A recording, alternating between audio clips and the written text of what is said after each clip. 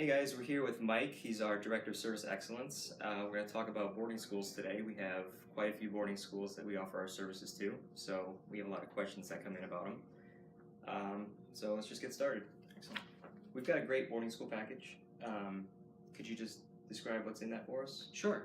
The package includes 8 hours in the classroom, which is the state minimum for driver's education, and we also include 8 hours of private driving lessons. Can more drives be added at any time during the enrollment process or during classes? Absolutely. We recommend that students book as many driving lessons as they need to feel comfortable to take their test. The state of Connecticut requires anybody under the age of 18 to do at least 40 hours of driving lessons. So if you're unable to have a licensed driver, an eligible licensed driver, do those driving lessons for you, we can pick up the slack. And that's good because a lot of our students from the boarding schools are international or out of state, so they would require different driving lessons, different amount of driving lessons than in-state or a resident student would. And the classes are held right on campus most of the time. Is that Yeah, correct? we try to hold the classes on campus as often as we can. There's a few instances where if we don't have enough enrollments, we'll ask a neighboring boarding school if the students from your school can go there, and we'll help arrange the transportation with your boarding school. Right, and driving lessons are obviously held right on campus. We pick Exactly. up the students there and drop them right back off. That's correct. The driving lessons will always be held right on campus for you. We'll pick you up at a location, a very visible location, and drop you off there as well. All right. And when are the classes usually held during the week? Yeah, boarding school students are very busy, so their lives are school and sports and extracurricular activities, and so we conveniently hold them on every Sunday. It's your day off, but it's the one day where you can have some freedom to learn how to drive. We'll hold the classes typically in the morning, and that instructor who taught the class will then teach a few more driving lessons that day. Great.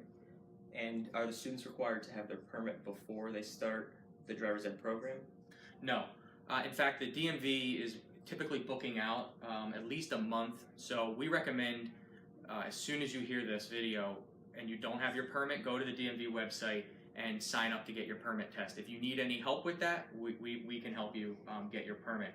But no, you can attend classes as long as you're 16 or older. You just can't take your driving lessons until you have your permit, and you need to bring that with you for your driving lessons. That's correct. But the permit test can be booked right online through the DMV's website, and they will set you with a date for that, and then you go.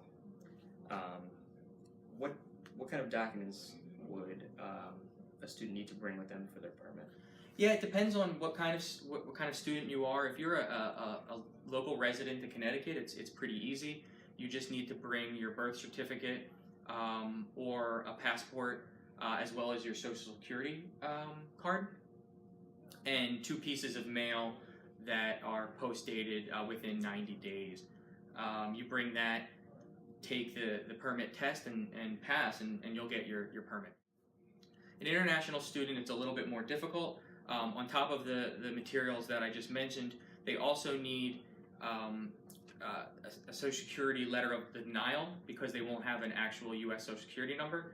They also need a few things from their school. They're going to need a sealed and notarized transcript, as well as a letter from the school that says they're in good standing. If they're under 18 years old, they're going to need a notarized parental consent form. We can help you get that parental consent form, but if you're international, that could be difficult. The consent form needs to be notarized. It needs to be a U.S. notarized consent form, and we actually have a notary on site that can do that for you. There's also 2 more forms that they'll need: the I-20, which they can get from their school, and the I-94, which is actually you can get that right on the internet. We have a full checklist on our website for international students. Please go check it out. It will tell you exactly what you need with links and everything. As we had mentioned, some of our students are from out of state. Will they be able to drive in other states? So if they go back home on vacation or just when they're done for the summer, will they be able to drive in their home state with our Connecticut permit? They can drive in their home state with a Connecticut permit. They just have to make sure that they're following the local state's laws. They might be different than Connecticut. The rules might be different.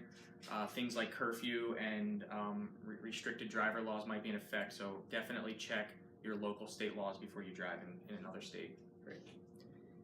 And speaking of out-of-state students, does our course fulfill any of the requirements set by other states for their driver's ed? No, generally not.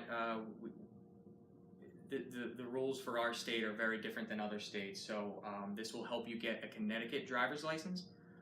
It will not help you get a driver's license at another state. That said, you can typically transfer a Connecticut driver's license to another state and get their driver's license.